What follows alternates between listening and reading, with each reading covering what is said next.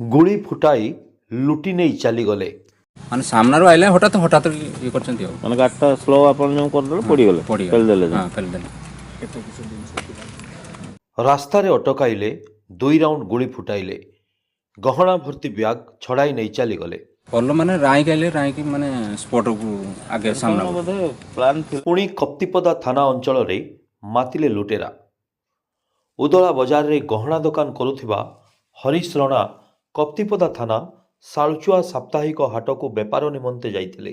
ହାଟରେ ଦୋକାନ ବନ୍ଦ କରି ସନ୍ଧ୍ୟା ସମୟରେ ଉଦଳା ଅଭିମୁଖେ ଫେରିଥିବା ବେଳେ ସଲଗଡ଼ିଆ ଛକ ନିକଟରେ 6 ଜଣ ଦୁର୍ବୃତ୍ତ ବାଇକ୍ରେ ଆସି ହରିଶଙ୍କ ବାଇକ୍କୁ ଅଟକାଇଥିଲେ।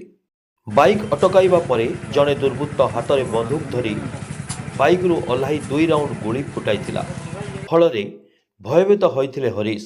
ଏହାପରେ ଦୁର୍ବୃତ୍ତମାନେ ହରିଶଙ୍କ ବାଇକ୍ରେ ଟଙ୍ଗା ଯାଇଥିବା ଗହଣା ଭର୍ତ୍ତି ବ୍ୟାଗ୍ ଲୁଟି ନେଇ ଚାଲି ଯାଇଥିଲେ। ଲୁଟେରାମାନେ ଲୁଟିଥିବା ବ୍ୟାଗ୍ରେ 4 ଲକ୍ଷ ଟଙ୍କାର ରୂପା ସହିତ 2 ଲକ୍ଷ ଟଙ୍କାର ସୁନା ଅଳଙ୍କାର ରହିଥିଲା। ତେବେ ଲୁଟ୍ର ଶିକାର ହେବା ପରେ ହରିଶ ଏନେଇ କପ୍ତିପଦା ଥାନାରେ ଲିଖିତ ଅଭିଯୋଗ କରିଛନ୍ତି। ହରିଶଚନ୍ଦ୍ର ରଣା ଶାଳଚୁଆ ହାଟ ଯାଇଥିଲି। ଶାଳଚୁଆ ହାଟରୁ ଫେରିଲା ପରେ ହାଫ୍ କିଲୋମିଟର ପାଖାପାଖିର ଆଟାକ୍ କରିଛନ୍ତି। ଗହଣା ବ୍ୟାଗ୍ଟାକୁ ଛଡ଼େଇ ନେଇଛନ୍ତି। ଆପଣଙ୍କର ଫାୟାରିଂ ଉପରକୁ ଫାୟାରିଂ କଲେ, ଫାୟାରିଂ କରିକି ଛଡ଼େଇ ନେଇ ଟାଣିକି ଛିଙ୍କି ନେଇଛନ୍ତି। 6 ଜଣ ଆସିଥିଲେ। ପଲ୍ସର ଗାଡ଼ି। ଗହଣା ଥିଲା 3.5 କିଲୋ ପାଖାପାଖି ଥିଲା, 4 କିଲୋ ପାଖାପାଖି। ଆଉ କାନଫୁଲ 6 ଜାଲ ଥିଲା, ଆଉ ଲକେଟ୍ 13 ପିସ୍ ଥିଲା, ଆଉ ସାନିଆ ମିର୍ଜା ଫୁଲି ଥିଲା। ମିନିମମ୍ 5 ଲକ୍ଷ ଖଣ୍ଡ ଟଙ୍କା। 2 ରାଉଣ୍ଡ ଫାୟାରିଂ କଲେ।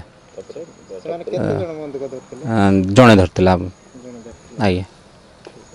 ଅଭିଯୋଗ ପରେ ପୋଲିସ ତଦନ୍ତ ଆରମ୍ଭ କରି କ'ଣ କାର୍ଯ୍ୟାନୁଷ୍ଠାନ ନେଉଛି ତାହା ଦେଖିବାକୁ ବାକି ରହିଲା। ମୟୂରଭଞ୍ଜରୁ ସଞ୍ଜୀବ କୁମାର ରଞ୍ଜିତଙ୍କ ରିପୋର୍ଟ, ସ୍ପଟଲାଇଟ୍ ଇଣ୍ଡିଆ।